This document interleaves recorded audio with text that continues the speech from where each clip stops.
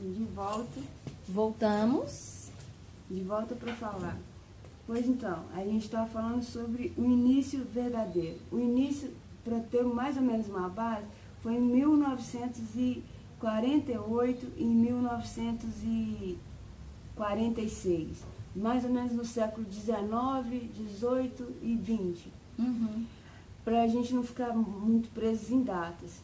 Então, isso também foi um processo. Foi um processo muito longo e assim, trabalha história, geografia, etc. E o nosso foco aqui é falar sobre a Declaração dos Direitos Humanos. E como vê-la hoje, entendeu? Na atual situação, em nosso país principalmente. Focar isso dentro do nosso país agora, nessa situação que nós estamos. Então, veio primeiro os direitos a ter direito. O que significa isso? Um doutrinador nosso, chamado Norberto Bobbio, ele falava que era a era dos direitos, a era que o ser humano teve de criar todos os tipos de direitos. E pode ver que depois do regime militar, houve uma grande invasão das direito feminino, direito não sei o quê, direito não sei o quê. Então, assim, apareceu um monte de gente querendo direito, brigando por direito. Então, apareceu o direito a ter direitos, entendeu? E daí nasceu a ideia de criação de direitos humanos dentro da nossa própria Constituição. Tanto é que quando veio a DUT, que é chamada Declaração Universal dos Direitos Humanos, teve alguns artigos da Constituição que não foram precisam ser reformados. Por quê? Porque já haviam. Entendi. Já haviam ali. E por isso que a nossa Constituição chama Constituição Cidadã. Então, os direitos de primeira geração ou dimensão que eles chamam é a liberdade. Os de segunda geração ou dimensão é a igualdade. Quando se fala em liberdade, é a liberdade civil e política. Por exemplo, eu tenho direito para votar. Eu tenho direito de ir e vir. Eu tenho direito de expressar meu pensamento. Eu tenho direito de sair de casa, ninguém pode me fazer e eu tenho escravo. E eu tenho direito também a ter a liberdade política, que é o quê? Manifestar politicamente, se eu concordo ou não. E a de segunda geração vem o direito à igualdade. O que seria essa igualdade? São os direitos sociais, econômicos e culturais. Ou seja, nenhum desses três tem que ser baseado na igualdade. Não pode ser desigual economicamente nem culturalmente. E toda cultura deve ser preservada. Então não tem uma cultura que é melhor do que a outra? Não existe isso.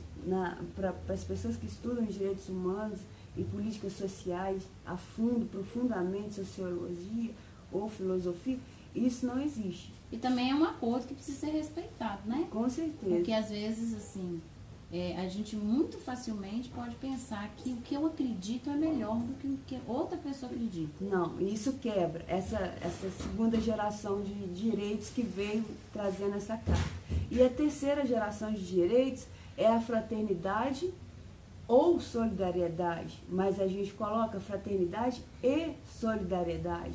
Então não é porque o outro tem uma religião diferente do que a minha, não é porque o outro tem a cabeça de política diferente do que a minha, que eu vou retalhar ele. Como aconteceu as barbaridades com o nazismo, com os regimes totalitários. Então, a partir de então, no século XX, passa a ser respeitados esses parâmetros. Qual sejam, relembrando, a liberdade, igualdade e fraternidade, que é até tema da bandeira da França, liberté, fraternité e égalité, que a gente não pode deixar de lembrar. E o de quarta geração seria o quê? Seria a mediação entre os países, de cooperação internacional, para que um não ficasse jogando bomba no outro, um não ficasse guerreando com o outro, e sentasse diplomaticamente, decidissem as coisas. Entendeu? Então, isso é o direitos humanos. E não só a Declaração de Direito do Homem, que fala sobre os direitos que ele tem. Entendeu? E isso está muito presente na nossa vida hoje em dia, Quando numa escola, por exemplo, você tem pessoas de várias religiões, e aí a gente precisa respeitar a religião do outro, a opinião do outro. E a gente, infelizmente, ainda tem uma resistência muito grande, porque tem certos determinados assuntos que a gente vai explanar para alunos, entendeu? Fica difícil, porque o aluno que mais pergunta é aquele que tem a religião mais, que lhe cobra mais, entendeu?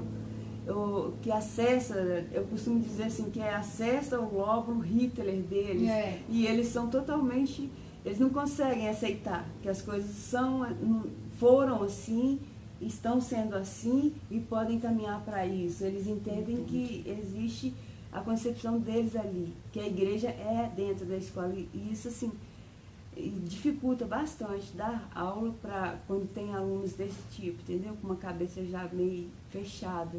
E na verdade o que a gente busca também, além do conhecimento, é explicar esse tipo de coisa, assim, que não surgiu do nada o direito que a pessoa tem de escolher uma situação na vida dela. Exatamente. Né? Escolher o tipo de religião, o tipo de cultura que ela segue, o tipo de música que ela ouve. Exatamente. Esse tipo de coisa não saiu do nada porque algumas minorias ou algum grupo quer.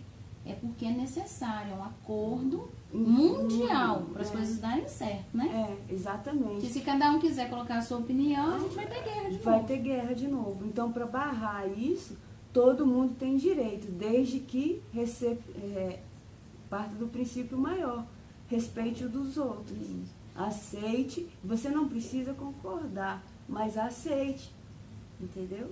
Então, o fato de dar aula de direitos humanos é bem complexo, porque bate-se muito de frente, principalmente com a questão religiosa, principalmente com a questão política e com a questão de convicção mesmo da pessoa. Até a pessoa ateu tem uma convicção.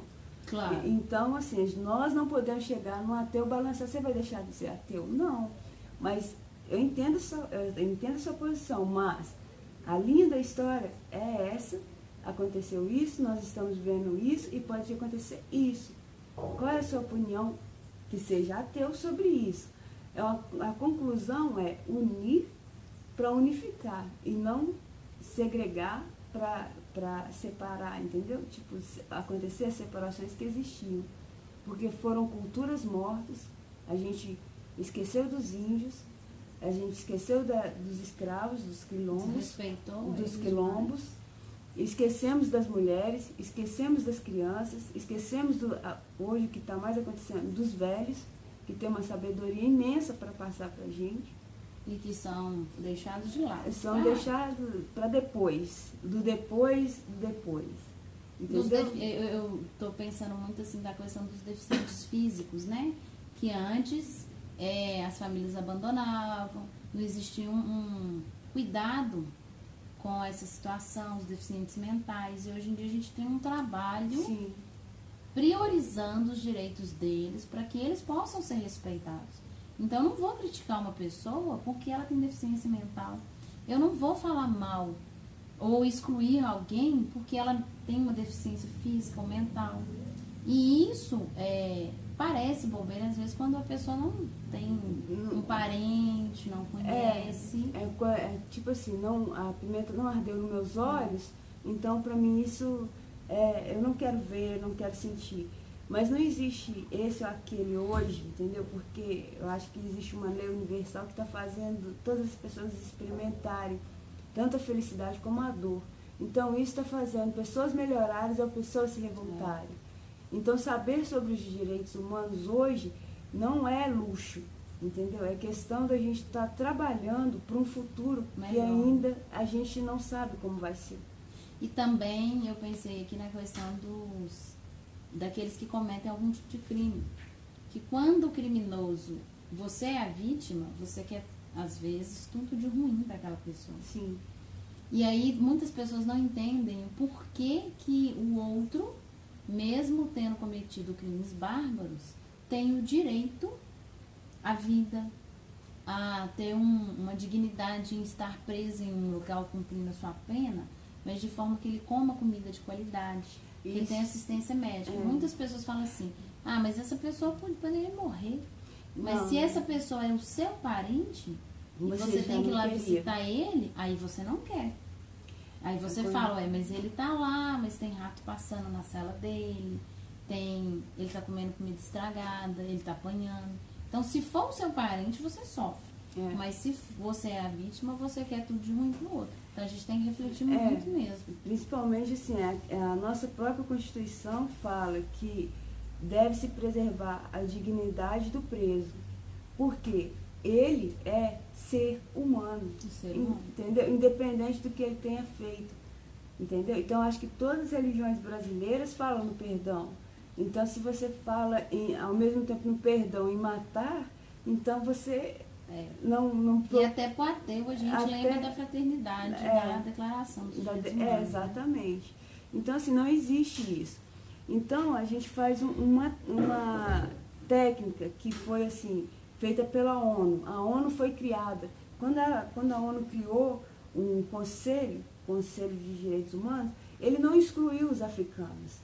Ele não excluiu a Sibéria, ele não excluiu os muçulmanos, foram os primeiros países a ser chamados. Então isso foi muito bacana, porque foi a primeira vez que eles tiveram voz para falar sobre tudo, entendeu? O que estava acontecendo. Então eles primeiro buscaram esses países, aí veio a Alemanha como grande potência, Inglaterra e Estados Unidos coordenando, Espanha, porque tinha os ciganos. Quem engana-se quem acha que cigano também não participou do Holocausto. Também foram incluídos no Holocausto. Também foram para os campos de concentrações. Bom, então eu acho que a gente pode encerrar esse módulo e aprofundar nesse assunto um pouco mais à frente. Exatamente. Assim? Obrigada, gente. E assista o próximo vídeo. Até a próxima.